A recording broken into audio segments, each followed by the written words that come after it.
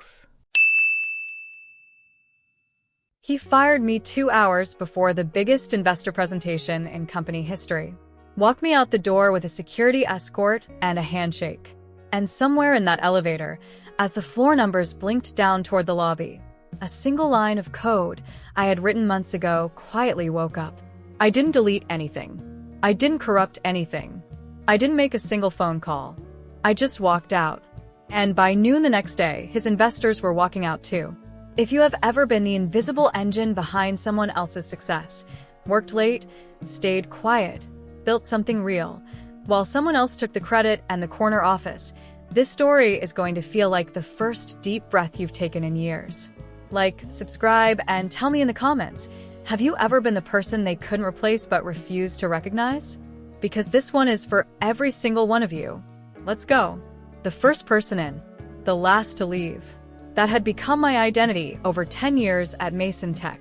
I was the woman behind the curtain, the one making sure the lights stayed on, the code ran clean, and the clients stayed happy while everyone else was still sipping their morning lattes or packing up at 5 on the day. I didn't mind the work. Not really. But I minded being invisible. My name never showed up in press releases, even though I had architected the entire system from the ground up. Clients praised Mason Tech's product in glowing terms, spoke about it at conferences, quoted it in case studies, as if Ryan Mason himself had built it, line by line, alone in a dark room fueled by genius and ambition. But it was me. Late nights debugging code that the junior developers had rushed out under pressure. Weekends rewriting logic that should have been right the first time. Quiet Saturday mornings in the server room when everyone else was at brunch, running diagnostics because something felt slightly off and I knew if I left it, it would collapse at the worst possible moment. My job title said senior software engineer. What I actually did was closer to holding the entire technical infrastructure of a growing company together with 10 years of institutional knowledge, patience, and the kind of care that doesn't show up on any org chart. I mentored new hires, soothed irate clients at 11 at night when the system hiccuped during a peak period, rewrote PowerPoint slides 15 minutes before major investor calls because the version Ryan had prepared was technically inaccurate in ways that would have embarrassed us all. I bought snacks for the break room when no one else remembered. Small thing. Unnecessary. But the office ran better when people weren't hungry and irritable at 3 in the afternoon, and somehow that observation had always been mine to act on. I was never asked to do any of it, and I was never thanked for most of it either. The men on the team had a way of treating me that I imagine they would have described as respectful. Polite nods. Occasional thanks delivered with the distracted energy of someone who has already moved on to the next thought. But never the kind of respect they extended to each other. The backslapping, the genuine eye contact, the treating of ideas as though they had weight and origin. I would speak up in meetings and be interrupted mid-sentence. I would offer a solution, watch it land in the room like a stone dropped into still water, and then observe someone else, usually Brent, sometimes one of the others, repeat the exact same solution 5 minutes later with the confidence of a man who had just invented it on the spot. Ryan would laugh, slap their backs, say something like, "That's the kind of thinking we need around here." I stopped reacting to it eventually, stopped letting the flush of indignation show in my face. I would just look down at my notes and keep moving. Ryan Mason, my boss, my disappointment. He was charming in the way some men learn to be, not born to it, but trained into it somewhere along the line. Slick hair, broad smile, just enough performed humility to fool the people who only saw him for an hour at a time. To the outside world, to the investors and the journalists and the industry bloggers, he was the visionary founder, the genius who had built something from nothing. To me, he was the man who had once asked me how long it would take to pretty up the code, as though I were applying lipstick to something, not optimizing the infrastructure of a production system handling thousands of daily users. I had been with him since day one. Back when Mason Tech was just an idea, a domain name, and a website that took 11 seconds to load. Back when he used to call me at 10 at night with a problem, and I would sit at my kitchen table and work through it with him, because I believed in what we were building. Because I thought partnership was real. Because I was 28 and still naive enough to believe that if you gave your best to something, the something would eventually give back. I helped make his vision real. But as the company grew, so did his ego. And somewhere in that growth, I stopped being a partner and became a pair of hands. Useful, necessary, but not a person worth consulting, crediting, or compensating properly. 3 years without a meaningful raise. 3 years of managing more, building more, carrying more, while men who had been with the company a fraction of the time were promoted, bonused, and positioned. And now, with the biggest investor presentation in the company's history just days away, a demo that could define Mason Tech's future, secure the funding round that would take us to the next level, every single technical piece of it was mine. The architecture, the security protocols, the deployment scripts, the fail-safes, all of it. They knew it. Every person in that building knew it. Ryan knew it, which was why, despite everything, I kept going, kept working, kept showing up at 7 in the morning and leaving after 9 at night. Because the work was mine and I wasn't going to let it fail just because the person at the top of the org chart had stopped seeing me as a human being. But something had changed in recent weeks. Ryan's tone had shifted. A certain distance had crept in where there had once been at least the performance of collegiality. He had stopped acknowledging my updates in meetings, grown visibly impatient when I raised technical concerns, the kind of concerns that, if ignored, could result in exactly the kind of failure that would embarrass everyone in that room. He had canceled our one-on-one check-ins without explanation. Started asking Brent to lead team calls instead. Brent, whose understanding of our system architecture was surface level at best, who had been with the company 14 months and still needed things explained twice. I had caught Ryan once, in the hallway outside the server room, whispering to the head of HR. They went silent the moment they saw me. His expression shifted into something too casual, too deliberate. I said nothing, kept walking, kept working. But I noticed. And I started preparing for something I hoped wouldn't come, but couldn't afford to be surprised by. Over the previous month, Ryan had also begun bringing in a rotation of new interns. Young women, mostly fresh out of college, minimally qualified and visibly lost.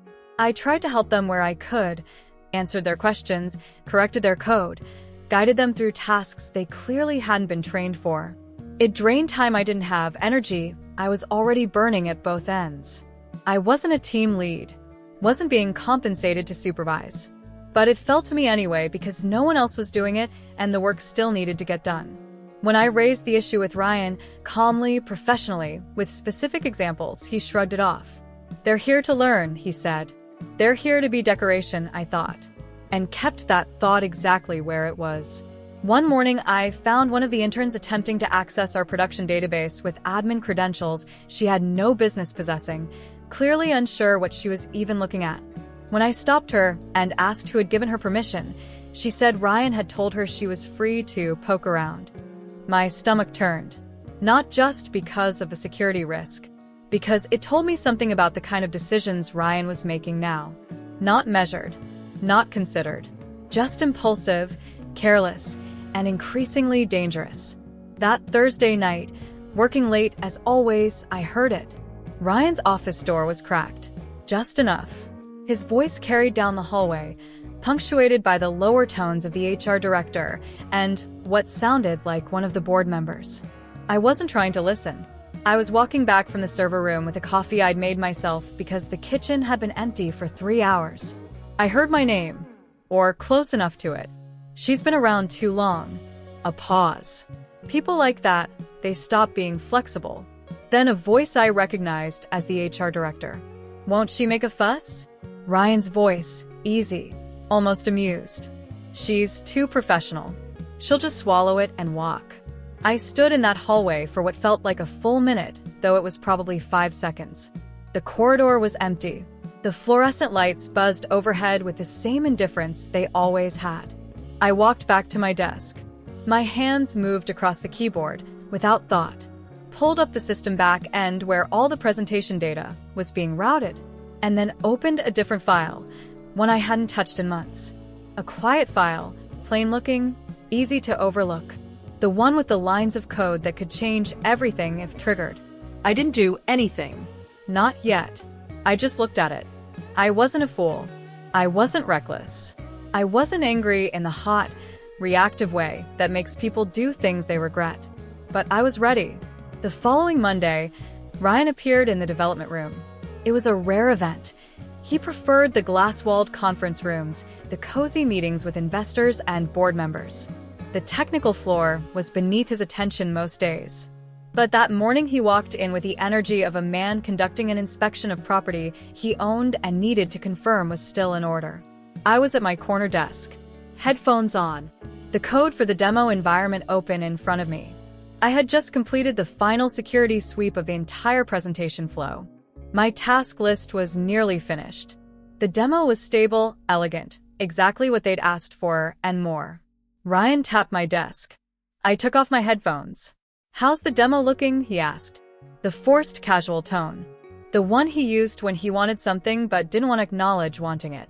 "It's ready for testing," I said. "I ran full simulations over the weekend. Backup protocols are in place. Live interactions are stable. The interface has been refined." He nodded. His lips twitched slightly, the almost expression of a man trying to show appreciation and finding the muscle memory wasn't quite there anymore. "Good," he said. "Investors are coming in 2 days. Just make sure everything looks clean. Don't get too technical if anyone asks questions. Keep it simple." I paused. "I won't be speaking at the presentation." His eyes moved away for half a second. A tiny tell. "Right. Right, of course. Brent will handle the walkthrough." "Of course. Brent." The golden boy with a confident smirk and maybe 40% of the technical understanding required to stand in front of investors and explain the system I had built. Ryan had decided weeks ago that Brent would be the new face of the tech department. I was just the engine. Unseen. Unacknowledged. Replaceable, in his mind at least. I nodded. Understood. He stood there for a moment longer, looking at me with an expression I couldn't quite read. His jaw tightened slightly. Then he turned and walked out. Tuesday afternoon arrived the way bad news always does. Not loudly, but with a certain quality of stillness. HR had been unusually active. Closed-door meetings that didn't appear on any shared calendar. Glances in my direction that ended the moment I looked up. At 4:30, my inbox received a single email.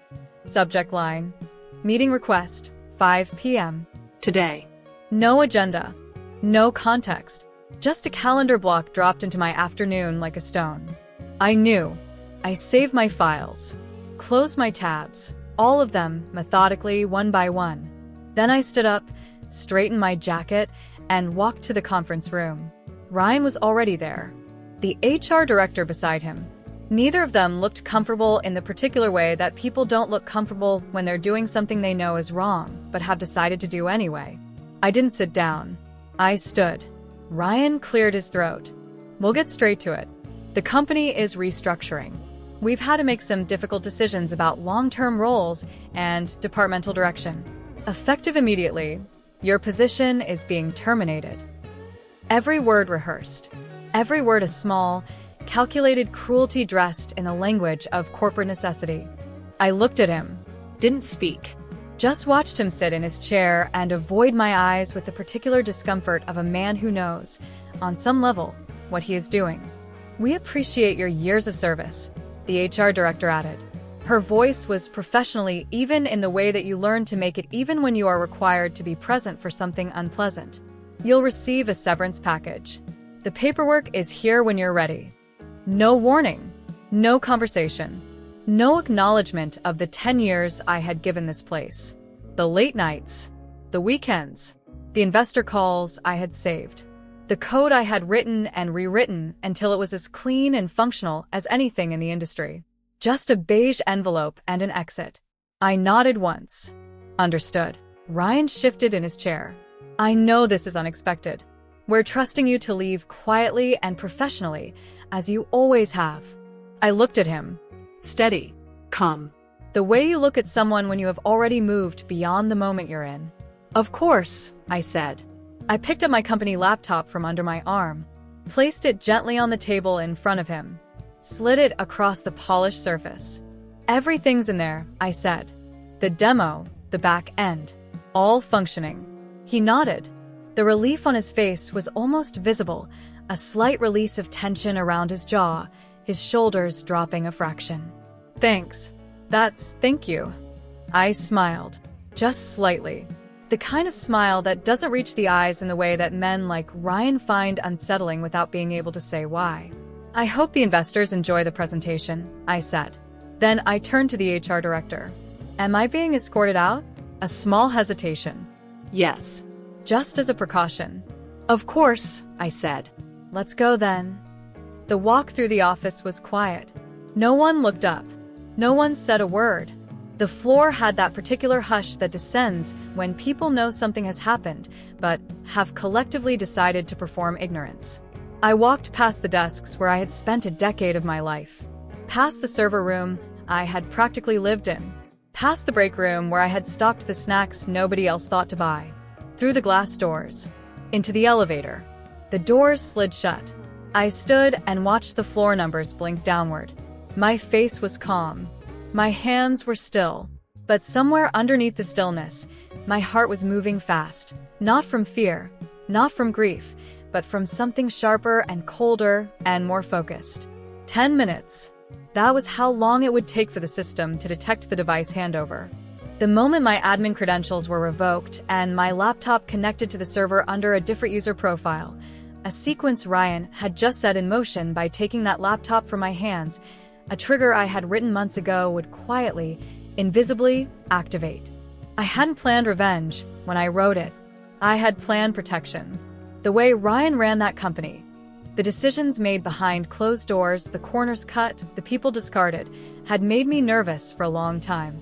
Not paranoid. Practical. I had built something valuable, and I had watched enough of Ryan's behavior to know that the day might come when he would try to take that work and erase me from it entirely. So one long weekend, months ago, I had written a contingency. A digital tether, buried deep in the infrastructure. Break the connection, revoke my access, transfer the device, remove me from the system, and the tether would pull. Not destroy. Not corrupt. Not delete a single byte of data. Just lock the door. And only I had the key. The elevator reached the lobby. I stepped out into the late afternoon air. Pulled my coat around me. Walked 2 blocks to a quiet corner cafe. Ordered a coffee I didn't particularly need, and sat down by the window. My phone rested face down on the table. I didn't touch it. Not yet.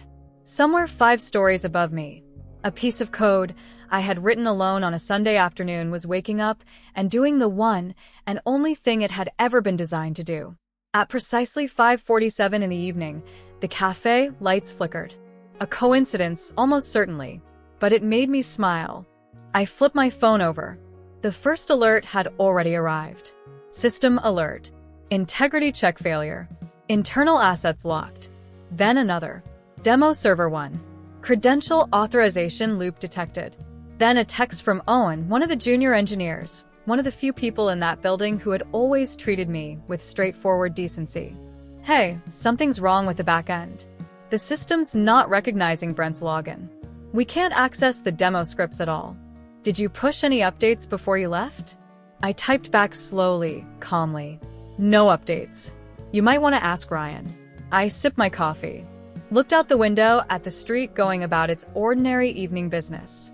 Up on the 15th floor, I could picture it exactly. Brent sitting at a terminal, staring at a system he had never truly understood, watching every attempt to run the presentation walkthrough throw a red access error. The demo scripts loading and immediately crashing. The interface opening and refusing every interaction like a locked door with no handle on the inside. Ryan barking orders at people who had no idea what they were looking at, because only I knew the structure, the interdependencies, the specific way the fail-safes nested inside each other, the logic that underpinned the entire architecture. I had built it across 10 years, layer by careful layer, and I had never fully documented the deepest parts of it, not because I was guarding it maliciously, but because there had never been anyone else who needed to understand it. I was always there. Until now. I hadn't deleted anything, hadn't corrupted a single file, hadn't removed a single line of code. I had simply locked the door. My phone buzzed again. Ryan this time. What the hell is going on? Call me now. I set the phone face down again. I didn't want to hurt the developers. Didn't want the interns to suffer. Didn't want the junior engineers scrambling through folders they'd never seen before to carry the weight of this. But Ryan had made his choice. He had looked at 10 years of my work, 10 years of my life given to his company, and decided I was the thing to cut when he needed to trim. He had decided I would just swallow it and walk.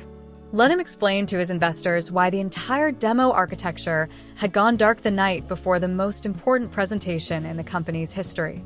Let him explain why his brilliant new team, with their glossy resumes and their confident smiles, couldn't undo a single line of work written by the woman he had escorted out of the building 2 hours ago.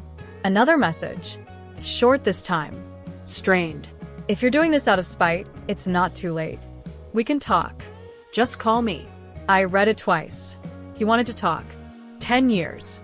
10 years of late nights and early mornings and weekends and holidays worked through and deadlines met under impossible pressure. 10 years of being interrupted in meetings and watching my ideas credited to other people and never receiving the raise or the title or the simple human acknowledgement that I was the reason so many things worked. He could have talked to me at any point during those 10 years.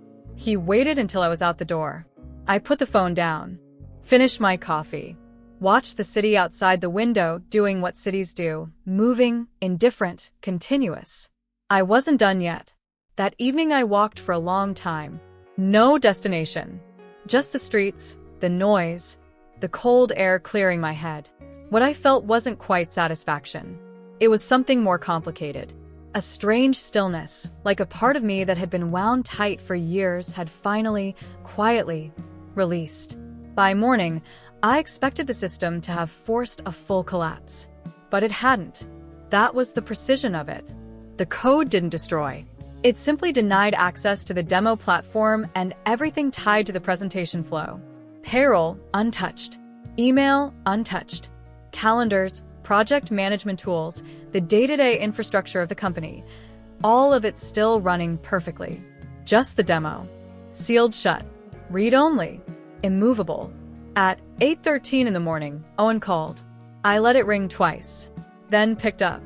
Hey, he said. His voice was quiet, slightly cautious. I don't want to get in the middle of anything, but are you okay? The question caught me off guard more than I expected it to. In 10 years, almost no one had asked me that. I'm fine, I said. Why? He exhaled. Because this place is a mess. Ryan didn't tell the investors anything last night. He was convinced Brent could fix it. Brent just sat there sweating through his shirt. I looked at the ceiling. The demo is in read-only mode, Owen continued. We can open the main dashboard. But any action, any interaction at all, crashes instantly. The files are there. The data is there. But it's completely inert.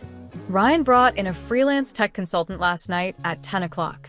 Guy was there until 2 in the morning. Nothing. He's panicking. He should be, I thought. Owen paused. Look, I know you didn't break the system.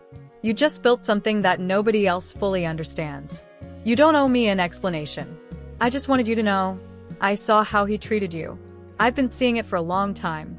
I'm sorry it took something like this for me to say it out loud. Something in my chest shifted slightly. In 10 years, no one had ever said that to me. Not plainly. Not without qualification or hedging or the particular awkwardness of someone who saw something wrong and decided looking away was easier. I appreciate that, I said softly. Owen went on. Ryan was attempting to manage the investors with the story of a server sync issue. One had already left. Another had threatened to pull funding if the demo wasn't functional by noon. I checked the time. It was 9:47. Ryan had slightly over 2 hours and absolutely no idea what he was actually dealing with. The lockout wasn't permanent. It could be reversed. But it required a specific encrypted passphrase I had created months ago, stored nowhere, not in any file, not in any system, not in any notebook, only in my memory. And I was not, at this particular moment, feeling especially generous. At 10:22, Ryan sent another message. I need to talk to you. I'm sorry for how things happened. Let's figure something out. Empty words from a man who was sorry not for what he had done, but for what it had cost him. I didn't reply. At 10:38, An unknown number called. I let it go to voicemail. Played it back a minute later. Ryan's voice, stripped of its usual polish. Hoarse. Rapid. The voice of a man who had run out of options and knew it. Listen, I underestimated you. Okay, I understand that now.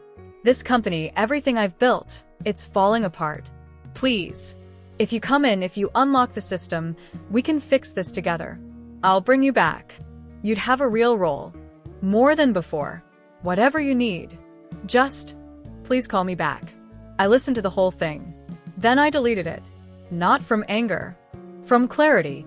At 11 o'clock, Owen sent one last update. Investors are walking out. One of them just told Ryan in the hallway that Mason Tech looks like a liability.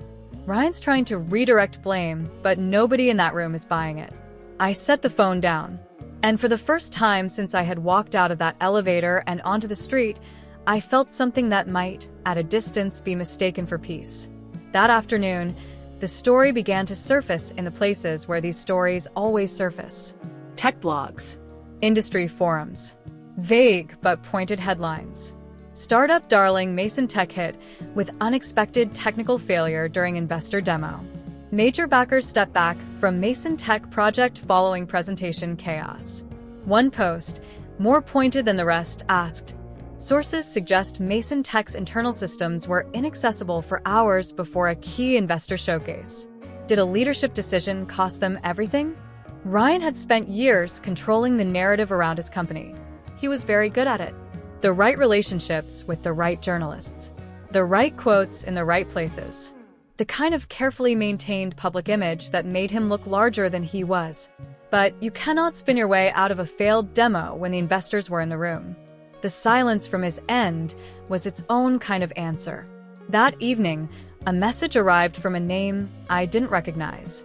A woman named Dana. Short, simple. I used to work at Mason Tech, left about 2 years ago. Heard what happened today. Just wanted to say, good for you. I sat with that message for a long time. Dana. I placed her eventually, marketing, quiet, confident, gone one day after what Ryan had described at the time as performance issues. Now, I wondered about the real shape of that story. Whether she had simply been another woman who saw clearly, spoke honestly, and made herself inconvenient. She wasn't the only one who reached out that evening. A QA specialist I had trained for years earlier sent a voice note thanking me for being the only person in that building who had ever treated her like a genuine peer. An intern from the previous summer messaged to say she remembered how patient I had been with her mistakes, how I had never made her feel small. The messages were not dramatic, not triumphant, just small, quiet, human acknowledgments from people who had been paying attention when I didn't know anyone was. They reminded me that I hadn't imagined any of it, that the thing I had been feeling for years, used, diminished, erased, was real, and that other people had seen it too. That night, I opened a folder I had not looked at in years. Not Mason Tech files. Not work I had done for Ryan. My own work. An idea I had sketched out years earlier, and then set aside because there was always something more urgent, always a crisis that needed my attention before I could attend to myself. A platform. Simpler than anything Mason Tech had ever built. Cleaner. Designed around actual human needs rather than investor talking points.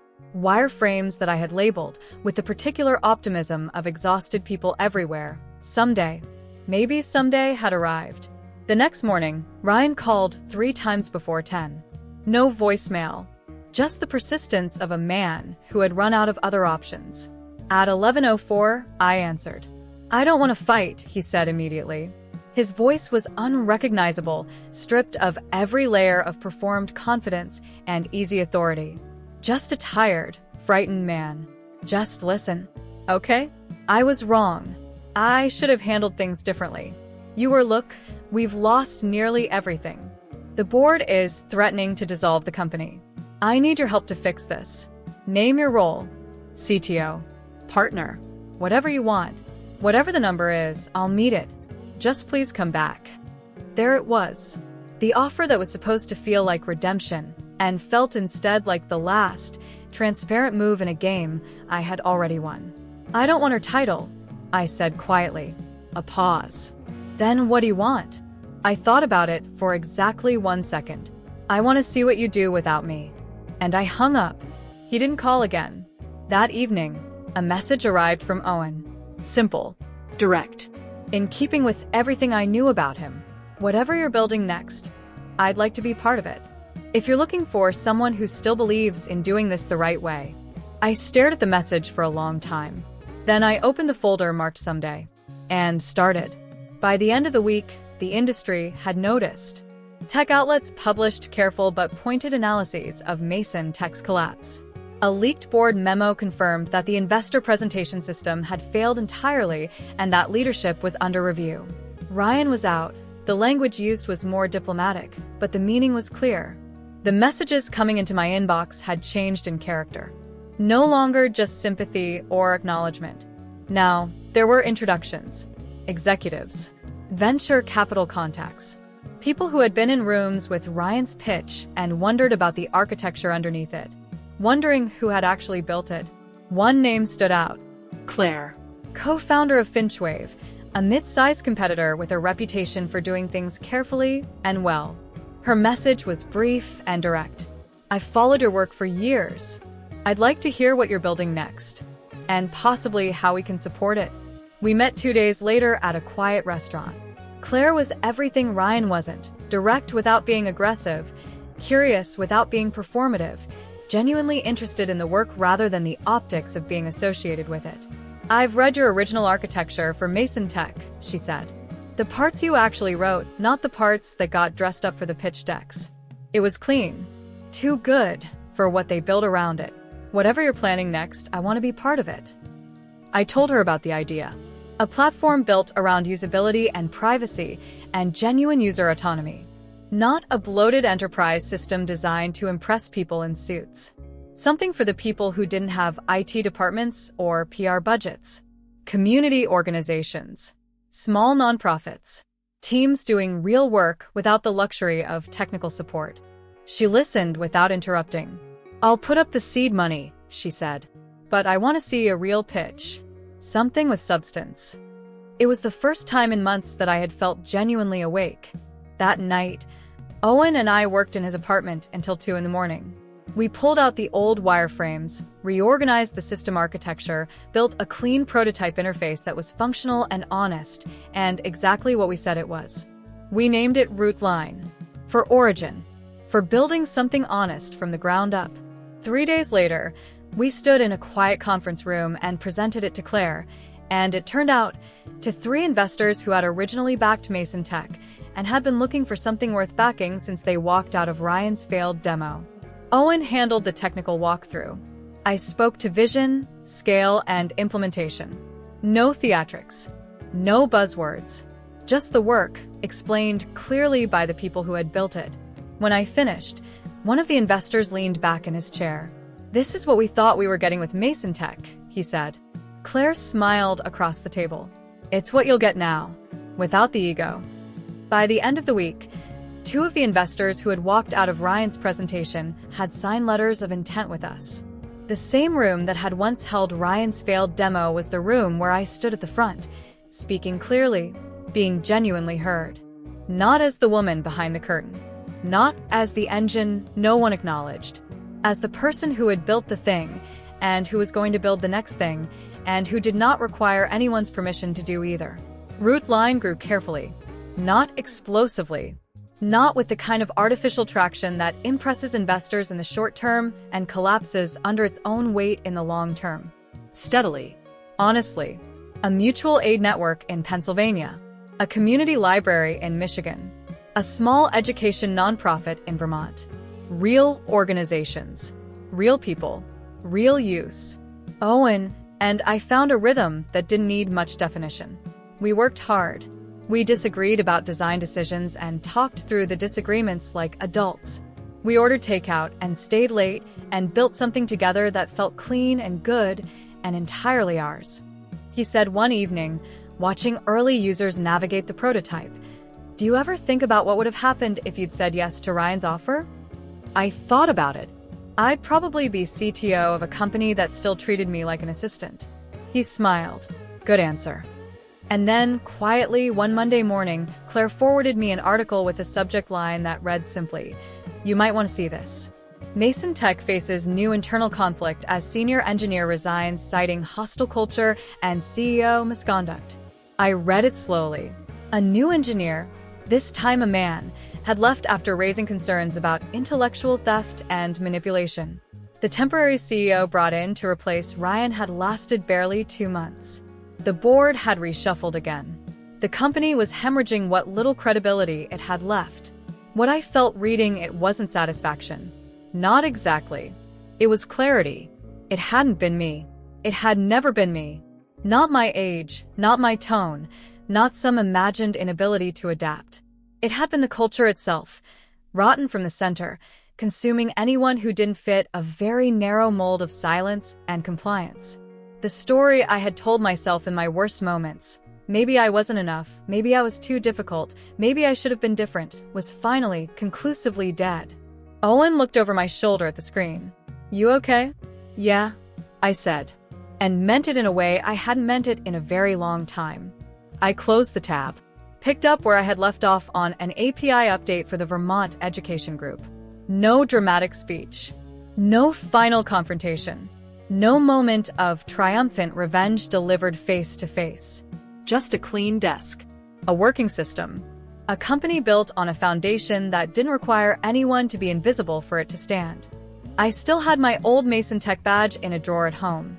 The faded sticky notes from the long nights. The archived files from a decade of work. I kept them, not as wounds, as evidence. Evidence that I had shown up, built something real, survived the erasure, and built something better on the other side. The real revenge was never the locked demo or the failed presentation or the headlines. It was this. The quiet confidence of a Monday morning at a desk that was mine. Work that was mine. A name on a company that no one could remove from a press release because it was the whole point of the press release. The real revenge was peace. And peace, it turned out, was more than enough. If this story gave you that feeling, that clean, deep feeling of yes, that is exactly how it should have gone, smash that like button right now.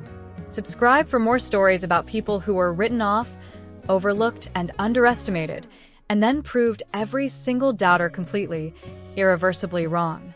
Drop your story in the comments.